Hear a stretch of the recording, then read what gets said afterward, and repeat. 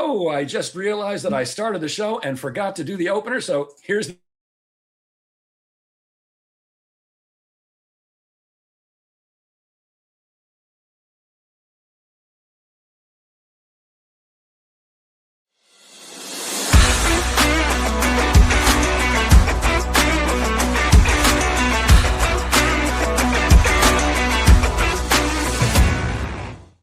Well, that's a first. That's the first time I forgot to do the opening song before I started the show. So here we are.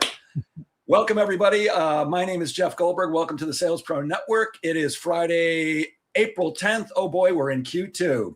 If you have not joined us before, I'm a sales coach and trainer. I work with individuals and organizations all over the world to help them do one thing and one thing only, increase their sales. I'm also the founder of the Sales Confidence Lab. And if you have joined us before, you know that every Friday at 10 a.m., I either do a live training or a live interview with somebody who can add value to the profession of sales. And today is no exception, my friends. I've been reminding you at the beginning of most of these podcasts, and I'm going to do that again today, that we are now in Q2. 1/4 of the year is gone. And if you are not at least 25% on the way to hitting your annual goal, you need to get some help, and you need it right now. You don't need to hire a coach like me. You can read a book. You can go to a seminar. There's free videos on YouTube, but get the help you need. If you've got a manager, if you work for a corporation, go to your manager and say, hey, I'm a little bit behind. I need some help. But the one thing you do not want to do is you don't want to wait till Q4, till October, till November to call a guy like me or today's guest and say, hey, I'm not going to make it. What do I do? My answer is going to be the same as it would be to anybody at that point. You should have called me at the end of Q1 because it's too late. I can help you now for Q1 next year, but it's too late to save your year. But now you still have 3/4 of the year left. That sounds like a lot, but time goes very, very quickly. So get busy right now. And with that, it's my pleasure to introduce our guest, who I asked for the pronunciation of his name about 2 minutes ago and have already forgotten. I think I've got it. He is his free educational platform, which is logisticsales.com, has one simple goal, and that's to provide free global training around sales and entrepreneurship, and to teach people how to do business from a place of service, ethics, and creating real value. And with that, please welcome today's guest, Daman Grewal. Did I do that right?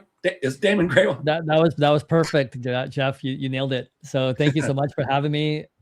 Sales Pro Network, I love it. So professionalism in sales. I kind of like those connotations, and I think you're a great guy to be able to introduce that to your audience, right? Well, I've been trying for 4 years, my friend. I've been trying for 4 years. Before I get to all the questions I have for you, would you please give us maybe the 1 to 2 minute version of your background? What brought you up to this point?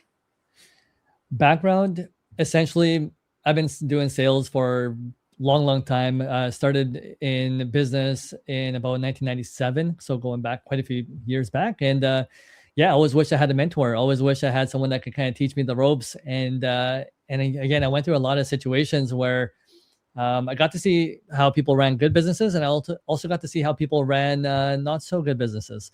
And so kind of taking from all those learnings, I was trying to adapt that to just be able to teach people. And we were trying to do it privately for a while. But the one-to-one and one to, the online Zoom meetings just wasn't cutting it. It was just, there was still too much demand that was coming in. And so we said, okay, let's create a platform that's kind of free globally. And, Jeff, I think that the hardest thing was trying to motivate people. I used to notice people used to just come there for motivation. That was, to get people to act is very difficult. But, every week people would show up, and we would have meetings twice a week online, and we would have in-person stuff as well. But, again, I just figured a platform like this was needed to just kind of let people do it at their own pace. And so that's why we kind of started Logistics Sales. The demand came from over 65 different countries around the world. And that was something else that we also noticed, was that a lot of people were looking for North American education globally. And with the US being one of the largest economies in the world, I think people want to tap into that and say, hey, how are they doing that? And can we learn something? And so I think, communication, sales, entrepreneurship, I believe is just globally known everywhere for, their fundamental skills that need to be known globally. And I think, people can relate to it very easily. Everybody wants to have success in their lives. And I think, financial freedom is available to anybody. And that's, really why we want to put that out there and say, hey, you know what, there's people out here willing to help. And I think, a foundational base of that to help the world is something that I want to be a part of. Gotcha. It's interesting that you mentioned motivation, because my feeling is this, that you said it's hard to get people to do things. I believe the only person who can really motivate others is a mafia hitman. If you've killed people and people know that you've killed people, you can get people to do stuff. But other than that, it's like salespeople, especially, they often look to their manager or their organization for motivation. But I believe real motivation comes from within. So how is it that you're motivating people? Clearly, you're motivating them to show up at in your program. What do you feel people need to know about motivation? Well, I think it's like what you're saying, Jeff. It has to come from within. And so, what I realized is that, people were there because they wanted to get successful at sales, but then, some would start taking action on it. But then the action comes like, in spurts. It's like, okay, I'm going to do a little bit here. Then, okay, now, it's hard because I'm getting rejections or objections coming at me. And then they would start falling off, right? Like, it was like, how do I keep that motivation every day? How do I stay consistent every day? If I have one bad conversation, it was about, okay, now I need someone to lift me up, right? So it's like, Damon, hey, yeah, I'd love to, when are you having that sales meeting again? So it was always this constant. And then, yeah, people were just like, I just really needed that today. I just really need that today. And so, and I just realized like people just need a little bit of love, motivation, and there's nothing wrong with that, and I think that small bits of encouragement is what will eventually get them to have those breakthroughs. But it again, everyone's going to have their own pace at it, especially when it's self-driven entrepreneurship, when it comes to, like, let's say, commission sales. So one is like, again, the different differentiation between working for somebody and working for yourself. Working for yourself, you got to find motivation from within. Working for somebody, someone's going to crack that whip on you and say, hey, you got to be here on time. You have KPIs you have to hit, and let's go, right? So there's no thinking involved. But when there's thinking involved, people get stuck. And that's where, again, it's at helping them along that journey and saying, it's okay. We've been there, we understand it, and we're going to help you through it. Yeah, the let's go is a form of motivation. I'm not so sure about, you got to be here on time and you got to get stuff done. That's not really motivating for most salespeople. I think that anyone who's in sales, actually anyone, needs to know what their personal why is, what they're working for. I can't really move my camera, but over here I have pictures of my 3 children. And while they're growing now and they're adults and they take care of themselves, I still look at their pictures and remember that when they were kids, how I would look at their picture anytime I would get like, all right, I'm going to screw off for a couple of minutes here. No, I've got these 3 mouths to feed, and I want to make sure I provide them with everything that they possibly can. And for me, the other thing is, look, I think we're at opposite ends of the spectrum in terms of age. I'm closer to the end of my career than the beginning, and you look like we're way closer to the beginning than the end. But, at this point for me, it's really to serve as many people as possible. I've been fortunate that I fell into sales by accident, like most people do, but I treated it as a career almost from the very beginning and studied my ass off, and I still do. I mean, you can see partial bookshelves back there. I've got 2 floor-to-ceiling bookcases in my home here, filled with books on sales and sales management, anything that'll help. And if you're not internally motivated to get the job done, to keep growing and to keep helping, then you're pretty much lost. But for me, it's about sales has been great to me. It's been a great career. And my stepfather actually taught me that sales is a great career. In fact, he said, sales is a great career, and here's why. Every day you get to wake up, look yourself in the mirror, and give yourself a raise. And then all you have to do is go out and earn it.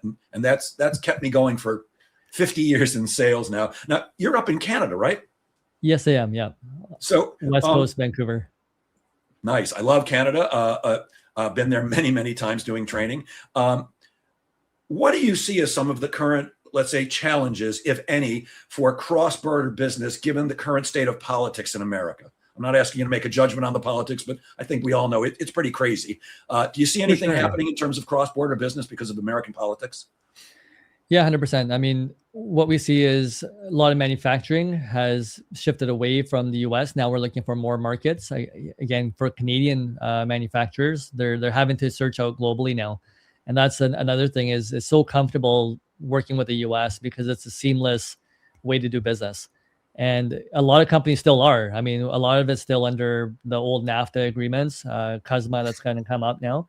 But we still see a lot of the trade go back and forth. So majority of it's still unaffected, not as much, right? There are certain industries that will, pick up, and because Trump has come across and tariff the world, right? In a sense, everyone's looking to shift their supply chain. So we still, again, have that relationship with the U.S. quite a bit, but it's forcing people to look outside as well. And that's one thing I like. It's that comfort zone, getting out of that comfort zone, being able to now stretch out and saying, okay, hey, you know what? For Canada and US, like, we're full of diversity. We have so many different cultures, we have so many different languages, we have so many different people from so many different countries that we're not really leveraging that human capital. And when people can speak the language with these other countries around the world globally, we should be taking more advantage of building those global relationships. And I think, for Canadians, it's easy to just do the simple shipments to the U.S., or within each other's provinces.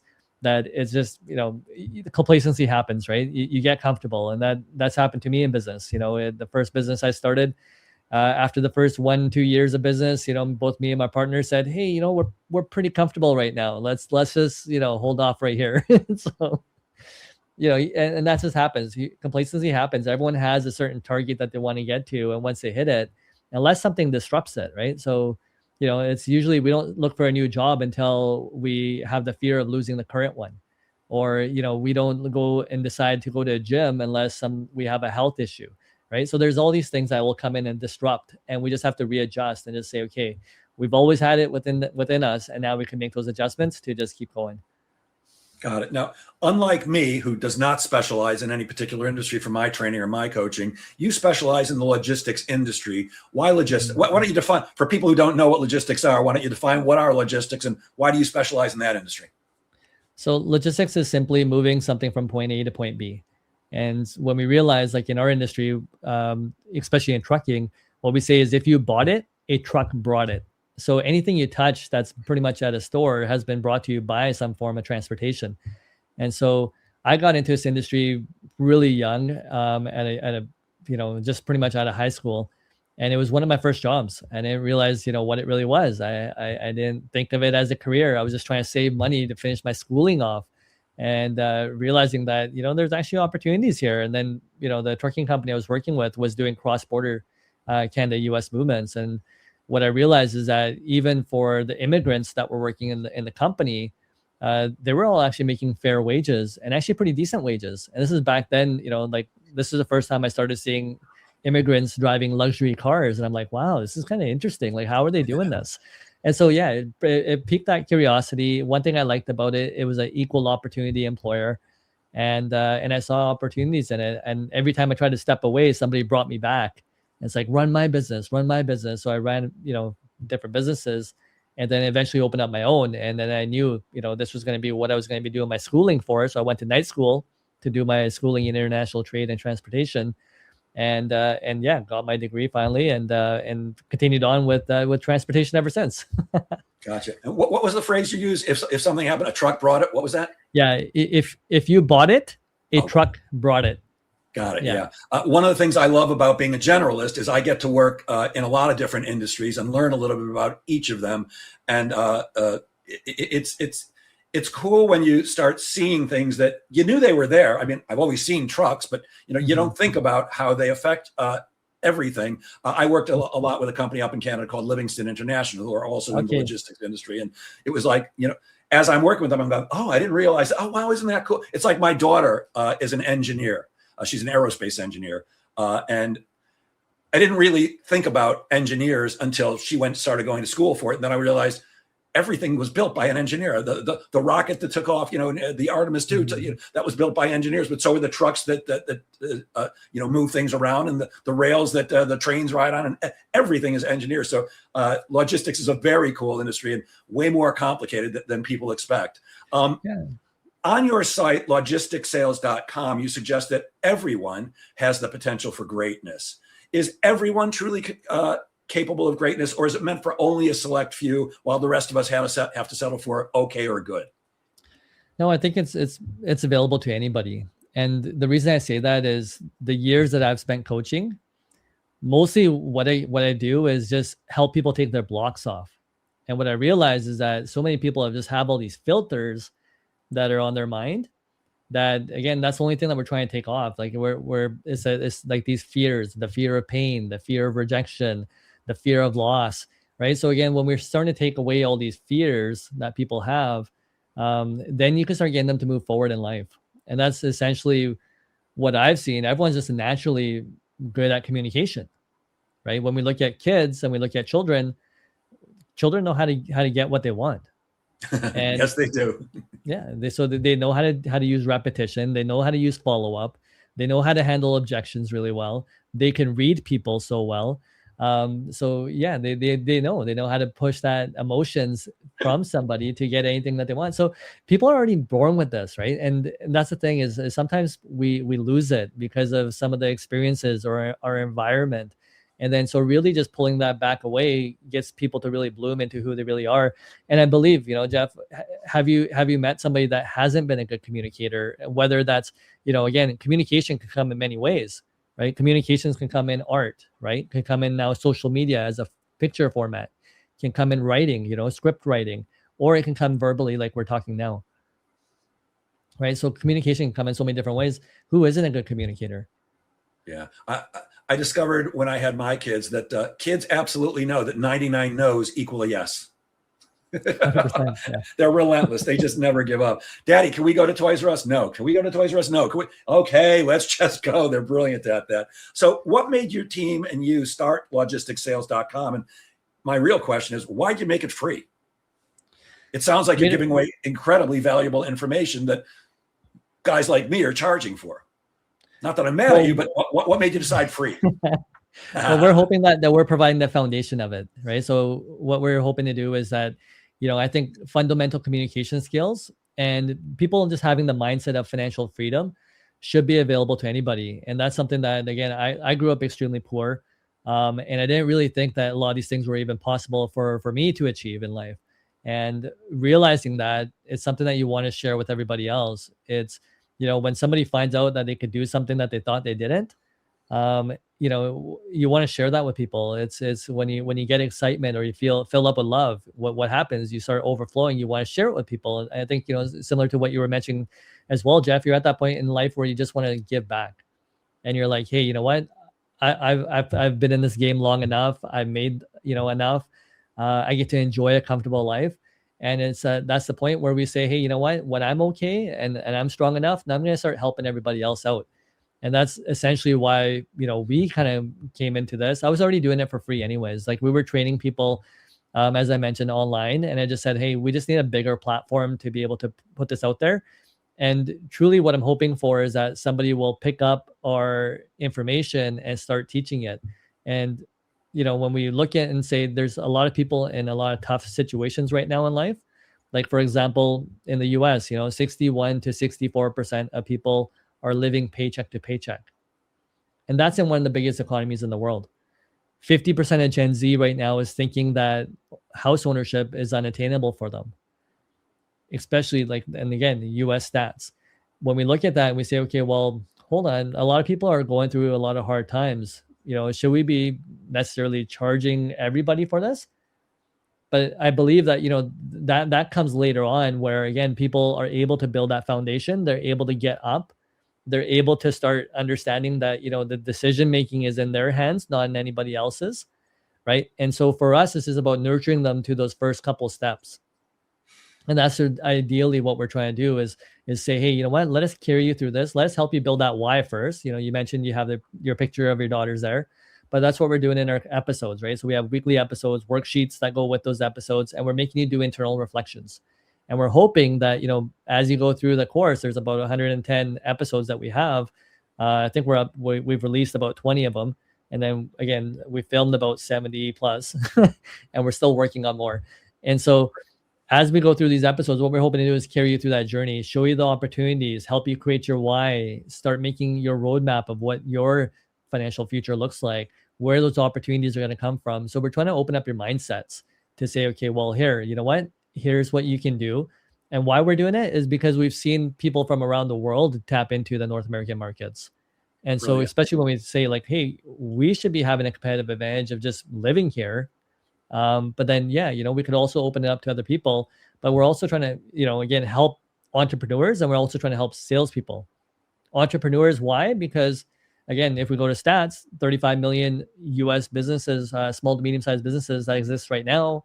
And what the stats tell us is that in 5 years, 50% of these businesses are going to be gone.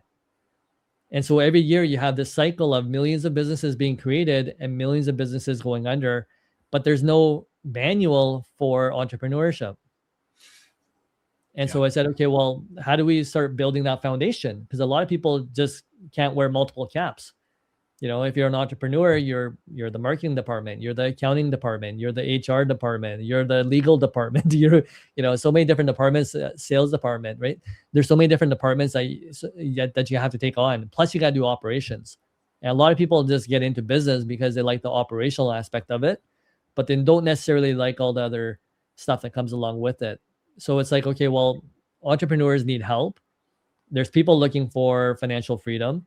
Can we not work together more and more and do it where we don't, you know, again, take from each other, but we start giving to each other? And this is one thing that I really want to teach people is like, hey, if we learn how to give first, right, then there's, you know, again, we could help people get into better situations, and then we could benefit from that as well. But, you know, if I'm going to go into a company where the guy could barely pay himself and say, hey, I need $100,000 from you every year, the guy's going to be like, well, I can barely pay myself, you know, when it comes to small to medium-sized businesses sometimes.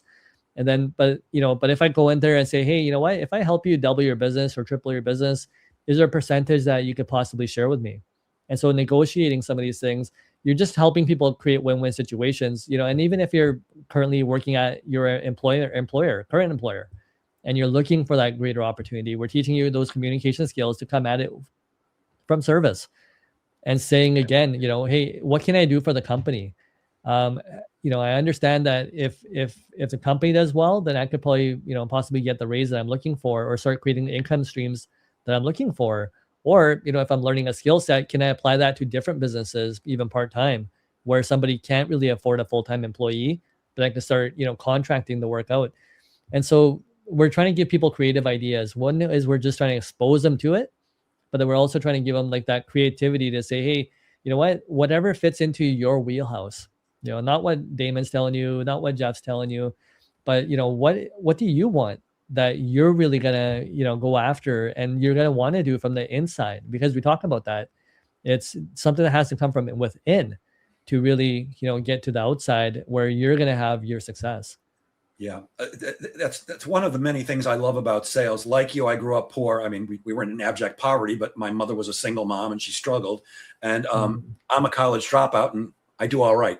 Sales has given me the opportunity to make more money than many human beings, if not most. I mean, you know, I get what doctors and lawyers get. You know, it used to be that doctors and lawyers made gazillions of dollars and everybody else was down below them. But sales has given me the opportunity to do very well. And that is one of the reasons why I love giving back like you do, because I see it as for somebody who doesn't have a particular skill or a particular talent or maybe even a particular direction, because I was somebody who really didn't have a direction other than, you know, let's be rich and famous and, you know, all that stuff. But it wasn't like I went to college for a couple of years, but I had no idea what I actually went to college for accounting because I sucked at math so badly in high school that my guidance counselor called me in at the end of my junior year and said, look, you failed algebra twice. I'm sorry, you failed geometry twice now. You're not going to get out of high school unless you do something. I said, well, what am I supposed to do? I don't understand X and Y, and I don't understand angles and stuff like that. I don't know why I need them. She goes, why don't you try accounting? So I took an accounting class in my senior year of high school and aced it. Straight hundreds, made perfect sense. She calls me back in and she goes, you should be an accountant. Go to Baruch College here in New York City, what was known as an accounting school. So I went there. Unfortunately, I found out when I got there, I had to take an entire year of no credit geometry because I had never passed it in high school. And college accounting was more about formulas, which I hated. So that's when I got a part-time job at a furniture store, and that started my sales career 50 years ago. And I haven't looked back. I actually did quit at one point. I got tired of, you know, the ups and downs of commission sales. I wasn't as astute as I am now. And I took a job actually working for Air Canada. In reservations. I went through their training program, which was 2 weeks. And I'm the first day on the phones. I've got my headset. I'm sitting at my computer. And, you know, They told us we can talk to the person next to us as long as we don't have a client on the line. So I'm talking to the guy next to me. I said, how do you get a raise around here? This is my very first day on the phones. How do I get a raise around here? He goes, oh, it's automatic. After 3 months, you automatically get a raise. I go, oh, what's it based on? He goes, oh, it's automatic, 25 cents an hour. I said, well, what if I do really well? He goes, 25 cents an hour. I said, what if I do badly? He goes, 25 cents an hour. I raised my hand. I called the supervisor. I said, I quit. And I went back into sales. How do you see students and entrepreneurs actually working together through your platform to create real opportunities? Well, kind of what I talked about, just creating those win-win opportunities, just understanding each other. So we try to let people understand, okay, what is sales in the first place? We break down the myths of sales. First is just saying, hey, sales is just basic communication. Can you problem solve and help people? That's all truly sales really is. When you really break it down, it's not the Wolf of Wall Street where you're trying to sell something to somebody that they don't want. And then also understanding again what the entrepreneurs are going through. So when you mentioned your schooling there, I'm glad you had accounting, because that's one of the number one rules of entrepreneurship is know your numbers. And so you never know when that's going to come into place. And maybe that's what led to that second experience where you went to go work at this company and you're realizing like, hey, 25-cent raises aren't really adding up, and that's so the numbers have to make sense, right? So a lot of people don't really even understand what comprehension is when it comes to what the opportunities in life are.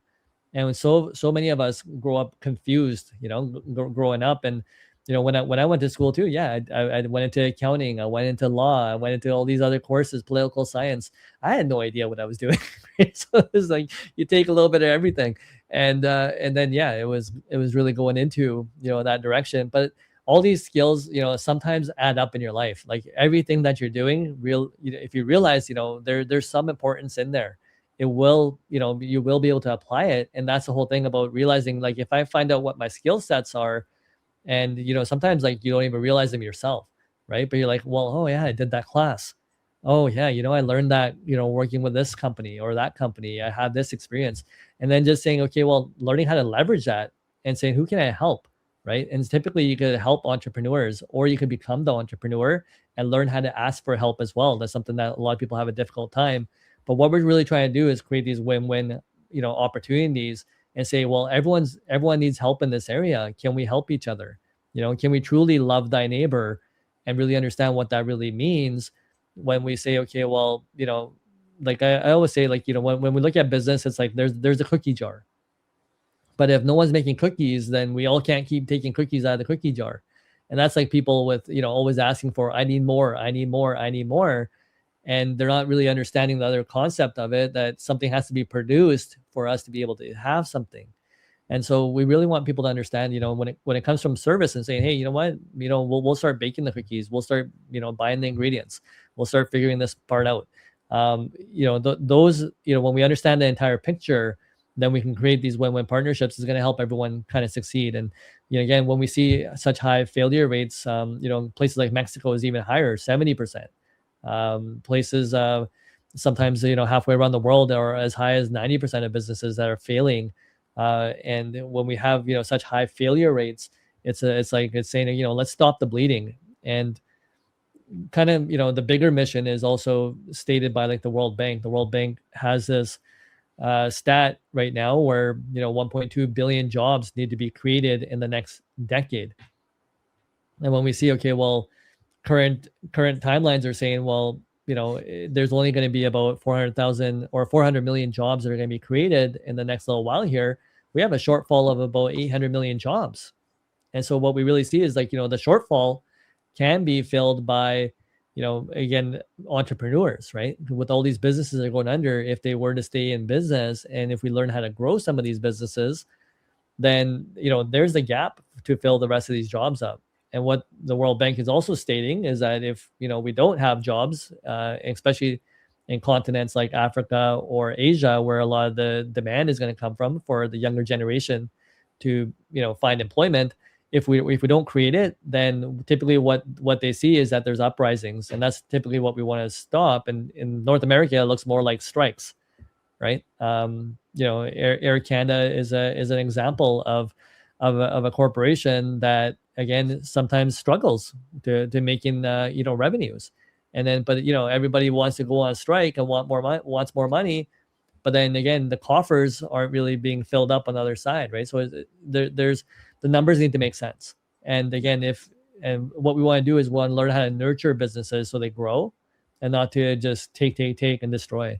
And so we're hoping that we're able to kind of shed light to it, and then again give people this foundation and have the skill sets to start building, instead of taking. Yeah, you actually shared that statistic with me from the World Bank, which I appreciated, and it was staggering. When you think only 400 million jobs are projected, but 1.2 billion people are going to be looking for jobs, and young people. And now you add in the advent of AI and the concern over a lot of people possibly losing their jobs and not knowing what to do. It's a real challenge. One of the things that I really appreciated when I was researching you is that you teach people how to sell, not just professionally, but also ethically. And I've said this more than once on this podcast that after my children and my dog, the thing that's most important to me in my life is integrity. And in sales, we're often fighting the way that most people look at salespeople as having a lack of integrity, being willing to lie, cheat, steal, do anything they need to take your money. And I don't think that's true for most salespeople. And I think it's less true today than it was when I started out 50 years ago. But there are certainly still, I'll say some, if not many, who are willing to do whatever it takes to close the deal, even if it means getting into let's call it a gray area. So can you expand on that a little? Maybe why such an emphasis on ethical sales? And I'm with you, by the way. Yeah. And ethical sales is, again, long term. And this is, again, when we watch movies like The Wolf of Wall Street, we see people have these like massive highs, right? But then after the massive high, what happens? Because they didn't build a solid foundation on the bottom, and it was all about transaction versus relationship, is that they had the high, but then they really crashed. And so that's what we're trying to help people stay away from, is say, well, if we do it ethically, like, you're actually going to feel good about what you do. You're not going to go back home and feel like, oh, I did something bad today, but you're actually going to feel good because you were in service. And so ethical sales has so much to go along with that. And in some of our businesses, like, we have 20-year plus relationships with some of the clients that we've had. And how great does that feel to have that long of a relationship with somebody, and not only benefiting from it financially, right? But again, just that relationship building aspect of it, of saying, hey, you know what? I really helped that guy with his work as well, and he really helped me in my work. And we were like a team, and there's a different feeling when it comes from like teamwork. And they say teamwork makes the dream work. And so again, it's that feeling that you want to carry with you in life, where you can be happy about just looking in the mirror and saying, you know what, hey Jeff, I did a pretty good job. Like, I can't look back and say that I hurt anybody along the way. And Simon Sinek talks about this as well. He goes, you can take whatever you want in life as long as you're not hurting anybody else.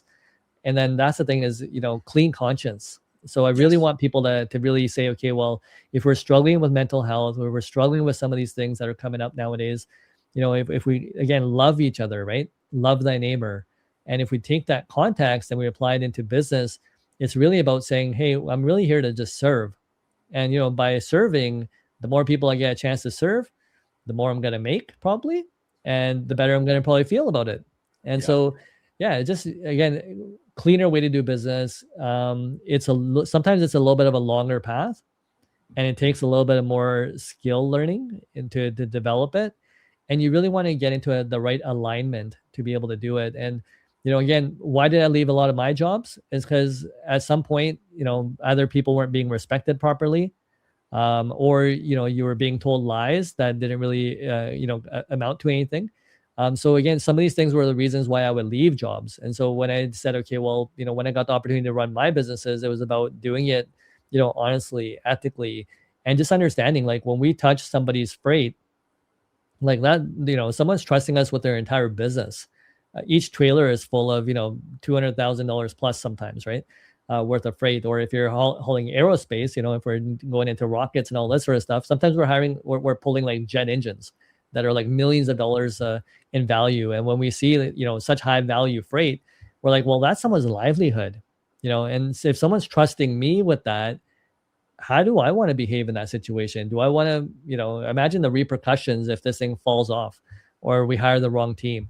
or whatever can happen, right? Like, I don't want to play with people's livelihoods. That's people's careers. That's how they're going to eat. That's how they're going to live, right? That's their career. Yeah, I don't want to ruin anyone's career, right? So yeah, I don't want that on my conscience. So we teach people like, hey, every decision that we're making in life has some sort of repercussion on somebody else. Even if we get someone to buy something that they didn't want, those are hard-earned dollars that that person was working for. Do you really want that on your conscience of knowing that, hey, I didn't do this ethically and I made somebody buy something that they probably didn't need or want? Yeah.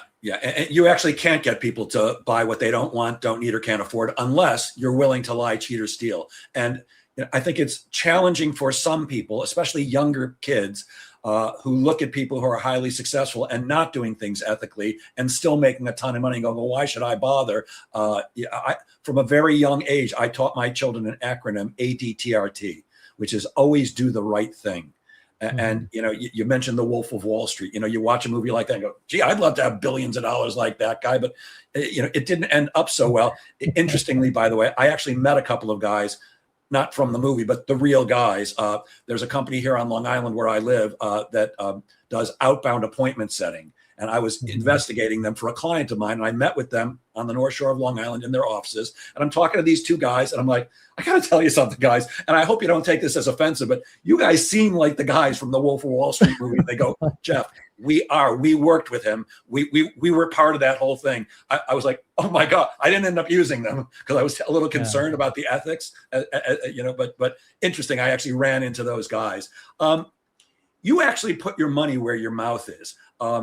And logisticsales.com is offering 10 scholarships of $5,000 each to help recipients invest in the skills and the knowledge that matter most to their future. That's incredibly generous. What made you make that offer? I think it's at 500. So I don't think we're that generous. Ooh, maybe I read it wrong. I'll go back to your website after we get done talking. But if we get sponsorships, yeah, we'll definitely love to put it up to those higher amounts. And again, it was just again, for me, it was just doing the small things, right? Saying, hey, okay, how can we just, show people that we're there to love them and just encourage them across that path. And, it's not a large amount of money in some contexts, but in others, it's enough to buy you that book. It's enough to maybe get you that iPad, maybe enough to get you into something where if you have any limitations in what you're doing, then we just say, okay, if we could just help a few people through that process and just say, we just want to see you succeed, right? Again, it's just that small token of love, right? That we could give somebody and just encourage them along that path. And we, for us, it's just saying, well, what are you going to do with it? It's like when we ask our kids, right? We definitely want to encourage them in anything that they do in life, but we also want to hear the feedback too, right? And say, okay, well, if it's going towards a good cause, yeah, we're willing to help out in that mission. Okay, so if you're listening to this, please do not bother this gentleman and say, hey, Jeff said it was $5,000. I can't believe it's only 500. That's still incredibly generous of you. By the way, they could spend an hour with me for that. So they're welcome to use it for that if they'd like to. Awesome. I agree with you on this, but I'm going to ask you anyways. Why do you see the profession of sales as one of the most accessible paths to upward mobility? I think it just shows people that things are possible.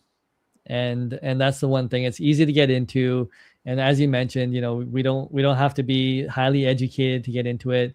You don't need any financial backing to get into it. It's just a genuineness of just saying, okay, hey, if I could find a good product or service and help get this out there, and help anybody, whether it's helping a small business or a medium-sized business or anybody, just even charities have a sales component too. That if you're just spreading the word and communication, but every business has a core component of sales, marketing that just needs to be, someone needs to do it, and those are just easy openings. That's a place where a lot of entrepreneurs struggle with, is finding salespeople, finding people to bring in that work, and that's it. Because there's a lot of negative connotations when it comes to sales, where people are like, well, it's hard for me to ask, right? How many people go, when I think of it, like how many people go through work not ever asking for a raise because they're too scared to. And, there's a lot of people, or nobody gets that position that they want because they were always too scared to ask for it. So, there's so much fear around it. But when you start getting away from fear, you start opening up as a human being and you start saying, okay, well, why was I even scared of that? right? And so that's what we want people to do, is like to realize like, well, if that fear was holding me back from moving forward in life, what else is holding me back? So we want the people to start thinking about it in a more larger context, right? So again, it could be starting from sales, it could lead into entrepreneurship, it could be leading into whatever other dreams you have in life that you haven't explored. I know, Jeff, you've explored into comedy, and that's one of the hardest things for people to get on stage and do public speaking. Is, imagine the fears that go into people's minds when they think about that. But and that's the thing is, but when you get up there and you're able to make people laugh, or you're able to see smiles on people's face, and that's what sales does too, right? You're able to create that because you're creating these outcomes for people that maybe that they're looking forward to, or it's part of their dreams. But when you do something and you say, wow, I was lucky to be a part of that, and I was changing people's lives, then it's something that people just feel really good about. You're being in service, truly in service, to make a difference. Yeah. And comedy is sales. You're selling a joke. You're selling the laugh every 10 to 15, 20 seconds. And the cool thing about it, which can be also a bad thing, is many sales take a day, a week, month, sometimes years. There's no waiting. You're either you're closing the deal in 15 or 20 seconds, or you're not. And the feedback is immediate, which is usually good unless they're not laughing. But I was very fortunate when I started my comedy career, which is only 4.5 years ago, because I'd been on stages for 20 years already. So I don't have that fear. And I think most people, it's the fear of no. It's the fear of rejection. Why they don't ask for the raise? Why they don't ask for the promotion?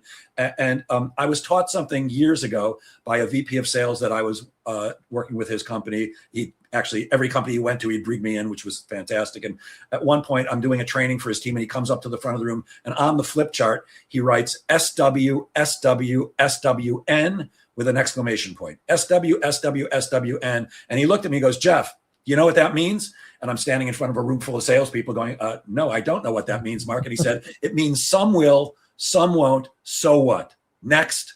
And just like the thing that my father taught me about sales being a great career, this has stuck with me for years. Some people are going to do business with you, and some people aren't going to do business with you, and that's okay. I don't know about you, but every time I speak to somebody who tells me I close 100%, I go, really? I should take your class because I don't close 100%. In fact, well, it depends on what service I'm offering. In coaching, I close 85% of the people who come to me. But in sales, when I'm selling sales training to large corporations, it's 42%. Now, that's a pretty high number, but that still means that more than half the people that I speak with say no to me. And that's okay, because bringing it back to what you said before, I know my metrics. And while I don't love numbers, I've learned that numbers are important to me, knowing that it's going to take me 5.8 people to say no to me to get to the 4.2 who are going to say yes. And I'm not sure how you get 0.8 or 0.2 of a person, but I think you get my drift. So when you know that, it enables you to keep the smile on your face, even though you're not thrilled for the 4 or 5 or 6 no's. If you know, well, great, I've got 6 no's, that means I'm going to get 4 yeses, or I'm going to get 2 more no's and then 6 more yeses. One of the things I often say is salespeople lie, the numbers don't. Yeah. Well, and it's okay to start from lower numbers in the beginning. It's understanding that, hey, it's a process. And that's the thing that is where, again, we try to carry people through that process, is just say, you know what, sometimes the numbers may be 1 in 100. It may be 1 in 1,000 sometimes. Right. But again, at least if you keep on going, you're eventually going to get better. You can't get worse. Right. So that's the thing, too, is when even, if it comes to comedy, right, if you get started, you can only get better from that point on. You're not going to get worse. The beginning may not be the best. Right. The first podcast that we put out may not be the best, but then eventually we get better at it. And then we actually get used to like the questioning that people are going to be asking us. We get used to the different responses that we get, or the different answers that we come up with, right? So we're learning. It's a learning process. And the more repetition we put into it, hopefully the better we're going to get. Yeah.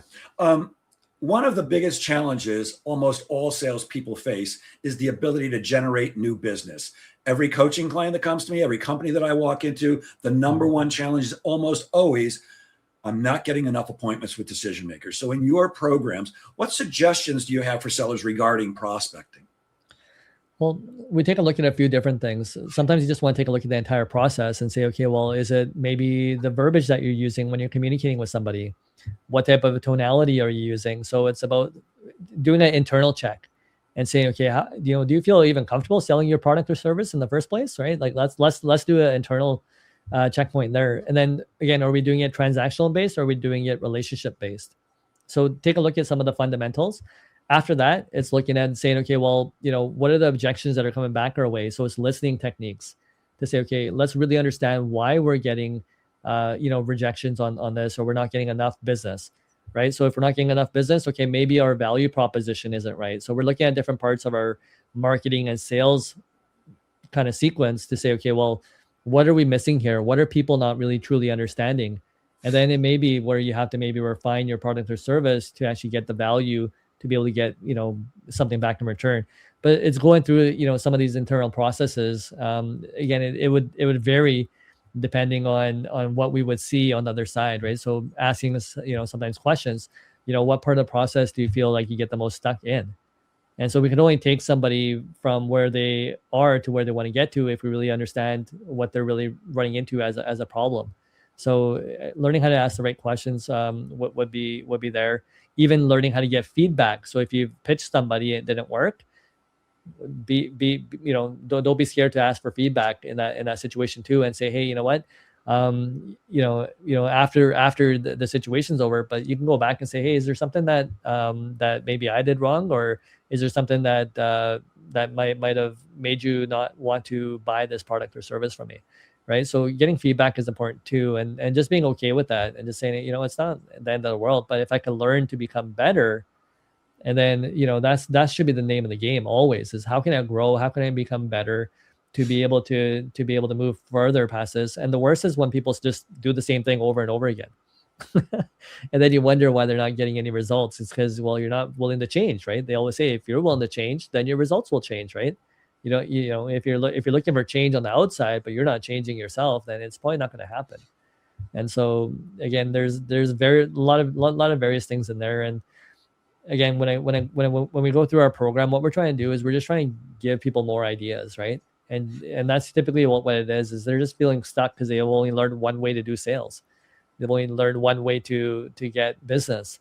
And sometimes they just haven't, expanded their mindset enough to realize, oh, okay, I need to get out of myself to realize what I'm doing. So, and this is where, again, I think people like yourself, Jeff, would be able to help people. For us, it's more foundation based, but you could probably spend that time with them and say, okay, individually, let's see what you're doing. Maybe you show me your entire sales process, and you take the time to go through it. And then, I was listening to something this morning too, and there was a person that was trying to get contracts, and then sometimes whenever he was talking about contracts, he was saying the word concern, right? And when he was using negative verbiage, that was making the other person kind of feel a little bit weary as themselves. And we see this a lot of times with new sales reps, right? They're really unsure. Even when they're talking and communicating, they're sounding a little bit more confused versus being confident. And so they're really not sure about how they're really, approaching somebody. So I believe that people feel that energy too.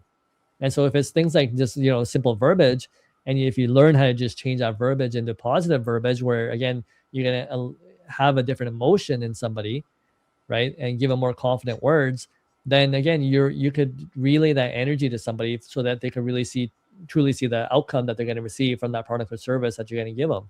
Right. So it's typically if they feel like they're being sold to, right, you usually start stepping back. But if you feel like you're being helped and served, you're going to start leaning in. And so there's certain aspects of sales. Again, so many different aspects that we can get into. Again, if it was a specific scenario, I'd probably be able to guide better in that situation. Well, I'm sorry. I'm actually wondering specific methodologies. We could just use the logistics industry because that's your area of expertise. Are there any particular prospecting methodologies that seem to be working better than? I mean, there's a million ways to prospect. You can still pick up the phone and make calls, and you can use email marketing. Are there any methodologies that you're recommending in the logistics industry because they seem to be working fairly well? So again, what works towards the individual person? Some people are better at emailing. Some people are better on the phones. Some people are better door to door. And then some people are just better like in-person meetings, just setting up proposals and doing it that way. But it works every which way, and it depends on the type of clients you're going after. The bigger the client, the bigger the dollar value, the more preparation, the more confidence, that more research you have to do to be able to land those clients. And then just understanding that there's processes and follow-up procedures that need to be done in there as well. So again, it's just a matter of staying consistent. That's the biggest thing, is consistency is always going to, eventually get you where you need to get to. And always thinking about, okay, well, if I'm stuck at any stage of this process of the pipeline to get customers in, it's what can I do different? What haven't I said that I probably should be saying? Am I missing something in the process? Is always thinking about, what is it that can get me to that next step? And if you stay consistent enough, eventually you will land those deals. Gotcha. We spoke a little bit about how sales can, help you get financial freedom. What does financial freedom mean to you, beyond like the hype of Instagram posers, who make it look like they're, taking private jets all over the world all the time? And I guess there are probably a few people who do that, but I don't think it's as many as I see online. What does financial freedom mean to you? Financial freedom, to me, just means the freedom of choice. The point where money is not really the stress factor in life. And beginning in life, it was all about survival. And then once you get into survival, you get into a certain level of comfort. But then, and we talked about this earlier, sometimes in sales, you could earn, 4, 5, 10, 20 years of salary in 1 year. So when you start realizing that there's that potential, you're not worried about, where the next paycheck is going to come from. And I think just not having that worry about where the next paycheck is going to come from, or how you're going to pay that bill if something doesn't happen or materialize for you, then you're at a point where, that financial freedom is there. Financial freedom is just, the knowingness that if you needed to produce tomorrow, that you can. And again, there's a fear that comes into a lot of people, and it's always about, I need a backup. I need a security net. And then, they're just so scared to get away from, that mindset of I'm not sure what the right word for that would be, but they live in obscurity, where they're always thinking that something's going to happen, right? And that's Scarcity, the thing. maybe scarcity. Yeah, the scarcity mindset, and changing that to more the abundance mindset. So yeah, and financial freedom for everybody would mean something different, right? It not necessarily would be the same for everybody. So I'm always kind of careful about how I use those words. For me and you, Jeff, we've kind of seen what sales can do for people, but there's a lot of people where sales, financial freedom could be getting an extra $100 a month. It could be making an extra $50, just something that's like, wow, I never expected I could have this. And so that could be financial freedom. It's like, I just learned how to, multiply 1 + 1 = 2, right? And then, like, it could be something just so simple. And so for me, it's always not discouraging anybody that's watching, because it's understanding that everyone's going to be at a different level. Obviously, when you get into, the medium, intermediate, and larger scales when it comes to sales, then that the potential is like massive, right? So, but financial freedom for me is just the freedom of choice. Yeah. Speaking from personal experience, I can say that life changes when you're not worried about how am I going to pay the rent this Friday. And that lack of concern allows you to be better at sales, because when you're worried every day, how am I going to make the car payment? How am I going to put groceries on the table? It's bad. And it can be, not the word's not damaging, but it can certainly, it keeps you from being as good as you can at sales, because sales is a lot mindset. And if you don't go into each encounter, each call that you make, each sales call you go on, every communication with a free mind, when all you're thinking about is how am I going to pay the rent, it's very, very challenging. And again, that's one of the things I love about selling, because you could be broke today and rich tomorrow. And rich might be an exaggeration, but you could be broke today and be out of worry tomorrow. And I'm talking literally. And in 50 years of selling, I've been there more than once. Yeah. Well, even with sales, I mean, it's one of those skills that if you learn this, or if you learn any skill in life that can produce income for you tomorrow, then you're never scared about where that next meal is going to come from. Because anytime, even if you take a risk in life, you'll be able to just, whatever skill sets you've been able to build, whether it's a trade, whether, any skill in communication as well, but you'll be able to pick up and get going tomorrow. Like the people that know how to prompt AI today are never worried because they're like, yeah, you know what? We know how to use AI to our advantage. And again, those are different ways that people can, it's a mindset shift, right? Some people think more about, expenses. And for me, anytime I see expenses, I'm like, I'll just figure out another way to create more revenue. And I'm not worried about this side. I'm just like, okay, I'll just learn how to do this more. And it's like, which one do I want to focus on? I can focus on, reducing my capacity and focusing on this side, or I could focus on increasing myself and growing and saying, yeah, if I just nurture this skill, whatever skill set that may be for you, then it's able to produce. It's like the fruit tree. If you've ever seen a fruit tree when it's small and it's you have to put a lot of time and effort into it, but there's a point where that tree is going to grow so big that the fruit just starts falling off and no one can even eat it all. It produces so much. And, it takes a couple of years to get there. And if you understand that, eventually we keep nurturing, and it's just going to start blooming and it's going to produce so much that, again, there's no one person's going to be able to eat it. We're going to have to keep giving it away. Right. And that's what any skill set does for you. When you learn how that skill set can earn money for you, can create financial freedom for you. Yeah. We've only got a couple of minutes left. I'm sensing that a lot of what you guys do at logisticsales.com is there's a lot of mindset stuff going on. Are you also teaching skills? Is there a particular sales process that you teach? Definitely. We go into a lot of the basic skill sets in the beginning. So just, again, emailing, we go into phone calls, we learn in handling objections.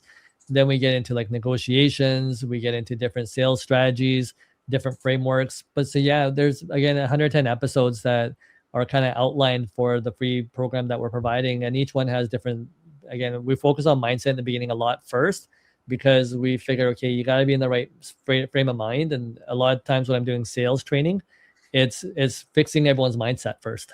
Like that's essentially what you have to do, is say, okay, all right, this things are going to happen, right? How do we get back into this mode of saying, okay, like we can make this happen? So yeah, there's a lot of skill sets that we get into, definitely. So again, value propositions, again, different aspects of marketing, different aspects of using technology for your sales. But we do try to teach a lot of those basic fundamentals. Again, we're trying to do the foundational part, and we hope that after, we could steer them all your way, Jeff, and you could help them with, accelerating their sales career afterwards. I'm happy to take them when you're done with them. And I love that you mentioned mindset prominently. I launched a new program about 6 months ago called the Sales Confidence Lab, and it's 12 sessions over 12 weeks. And the entire first session, which is 2 hours, is all about mindset. We don't even get into any, excuse me, no prospecting skills, no selling skills. All that stuff is covered in the other 11 sessions. But the entire first session is simply, what's the mindset you need to be successful in sales? And also, what's the mindset you need to get rid of to be successful in sales? Because if you don't have the right mindset, you could have the best skill sets in the world, you're probably not going to succeed. And unfortunately, I could talk to you all day, but we are out of time. But before we go, I'm going to share my screen. This is live, and there are some people watching live, so they can see it. But this will also get converted to a podcast, and people will be listening. So for the people who are going to be listening, can you please tell them, how can they reach you? How can they, if they're interested in working with you, if they want to be a part of logisticsales.com, how do they make that happen? Yeah, thank you for putting up this slide, Jeff. But yeah, just simply go to the website, sign up to some of our social media channels. We do release the weekly episodes, so you can attend. I would, encourage you to watch the first couple episodes, see if it's something that interests you, and if it's something that you want to try. So again, we're pretty laid back when it comes to it. It's more educational based versus social media type of thing, but it does go at a little bit of a slower pace, 15, 20 minutes an episode, sometimes a little bit longer.